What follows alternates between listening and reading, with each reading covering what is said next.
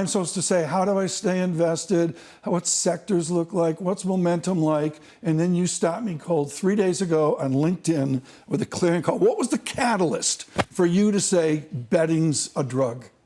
How increasingly casino-like the market looks. You know, I was thinking about this the other day. It reminds me of one of the famous Benjamin Graham quotes about, in the short term, the market is a voting machine, in the long term, it's a weighing machine. But we now have this entire infrastructure associated with short-term trading that now is the ecosystem in which these traders live, and it's geared to the voting machine, and many of them haven't even met the weighing machine. But the hallmark of your work over the decades, if we can bring it up right now, guys, give me the money must read. This is terse Ann Sonders. This is different than talking about the markets. The gambler hopes. The investor owns. This distinction has never been more important to articulate clearly.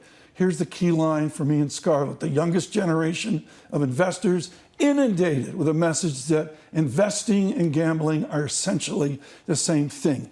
Every single mail I get, people are furious. Who's the regulator?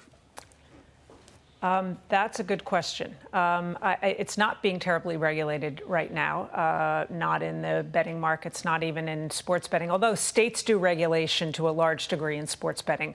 At the outset, clearly just the legalization thereof, which increasing number of states are doing that. But I think we're going to have to see some self-regulation here and an emphasis on the part of firms like ours that have been around for 5.5 decades, doing what we do for purely the individual investor and making sure that the financial literacy component is front and center. And I think that's what's lacking in some of the marketing associated with this, is that financial literacy, that education component. So I'm happy to be one of the voices alongside even our founder, Chuck, who has just passion about this subject. Let's talk about some of the investors in the market, because more people right now own stocks than at any time in history.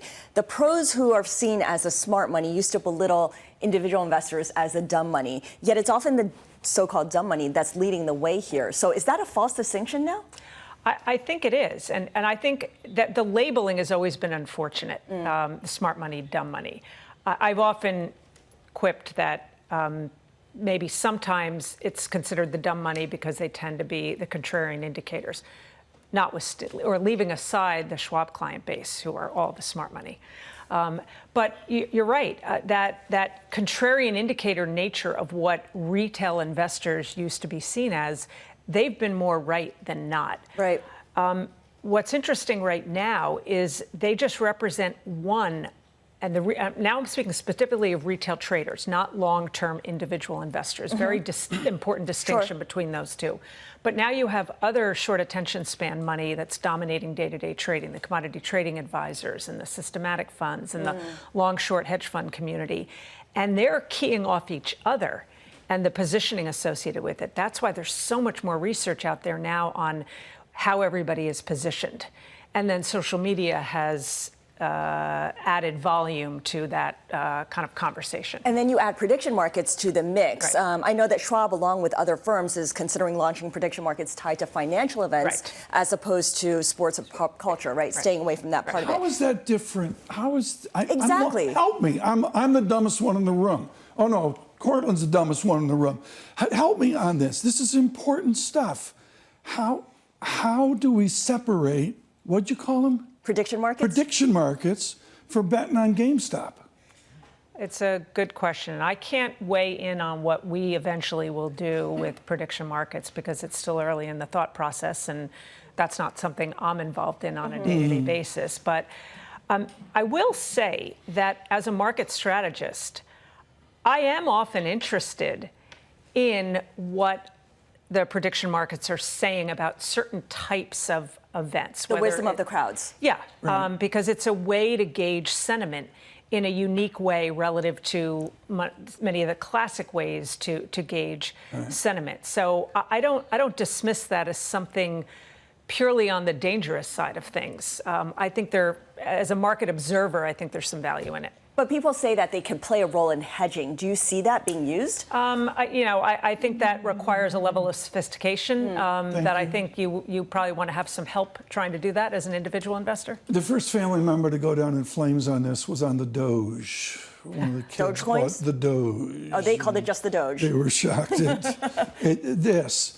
Let's be optimistic. Are our children in this stuff, the laptops on the couch and all the jokes, are they going to learn from losing money?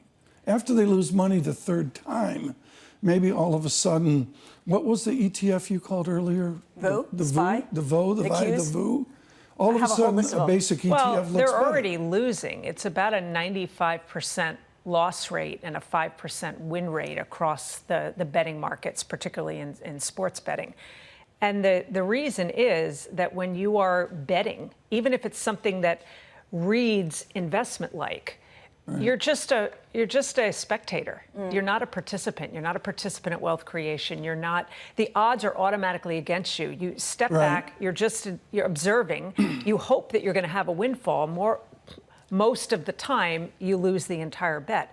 That's unfortunate that it may be the pain associated with those losses accumulating that finally says maybe this isn't the way I should approach investing. A lifetime ago, I knew a couple wandering down the street, and they were retiring because they'd made it big, and I think it was Oracle.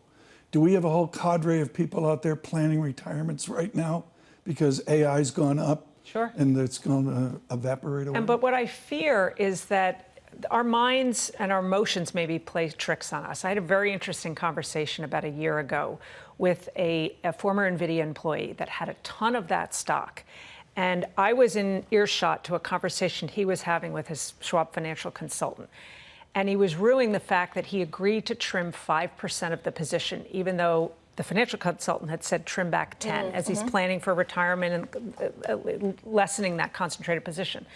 And he said, so I split the difference. I sold 5% of it, and the stock went up 20%, and I'm mad.